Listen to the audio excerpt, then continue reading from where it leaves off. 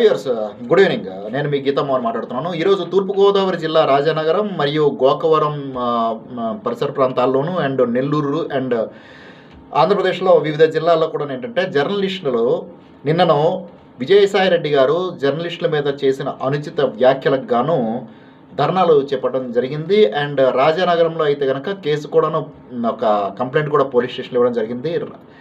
విజయసాయిరెడ్డి మీదను తక్షణమే కేసు నమోదు చేయాలని కంప్లైంట్ పెట్టడం జరిగింది. లేకపోతే బేషరతుగా జర్నలిస్టులకు విజయసాయిరెడ్డి క్షమాపణ చెప్పాలని కూడా వారు కోరడం జరిగింది.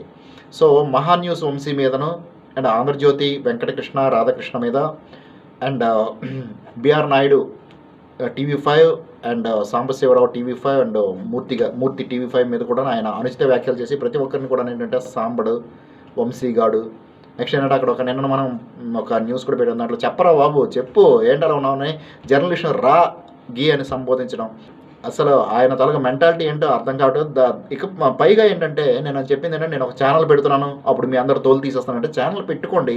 ఛానల్ పెట్టి తోలు తీయగలిగిందే ఉంది. ఏదైతే కరెక్ట్ న్యూస్లు ఉన్నాయో పర్ఫెక్ట్గా ఒక విట్నెస్లు ఏవైతే ఉన్నాయో ఇక కరెక్ట్గా ఉన్న న్యూస్లు ఏవైనా సరే అది ప్రొజెక్ట్ చేయాల్సిన బాధ్యత ప్రతి మీడియా మీద ఉంది. అదేవిధంగా మీరు భయపెట్టినంత మాత్రాన భయపడిపోతాం, భయపెట్టినంత మాత్రాన మీడియాలు ఆగిపోతాయని మాత్రం ఎట్టి పరిస్థితులు కూడా చేయొద్దు. మా ఛానల్ ఏంటంటే TV5 TV9 అండ్ అదే ఆంధ్రజ్యోతి అండ్ మహాన్ న్యూస్ అంత పెద్దది కాకపోయినా మాకున్న గాలి మాకుంది. సో ఎందుకంటే మీరు యూట్యూబ్ ఛానల్స్ అని కూడా మీరు సంబోధించి నన్ను మీ ప్రస్తావన తీసుకొచ్చారు కాబట్టి యూట్యూబ్ ఛానల్కి సంబంధించి కూడా ఏం చేసుకుంటారు చేసుకోండి. యూట్యూబ్ల తరపు నుండి ఏంటంటే యూట్యూబ్ ఛానల్స్ తరపు నుండి మేము కూడా సిద్ధంగా ఉన్నాం ఎదుర్కోవడానికి. మెయిన్ స్ట్రీమ్ ఛానల్స్ అందరూ కూడా ఇప్పుడు ధర్నాలు చేస్తున్నారు. మరి ఇప్పుడు మన ఎన్డీఏ గవర్నమెంట్ అనేది ఇంతవరకు ఏ అరెస్ట్ కూడా జరగలేదు, ఏది జరగలేదు, అందరు గోళ్ళ పెట్టడం తప్ప వీళ్ళలో చలనం లేదు.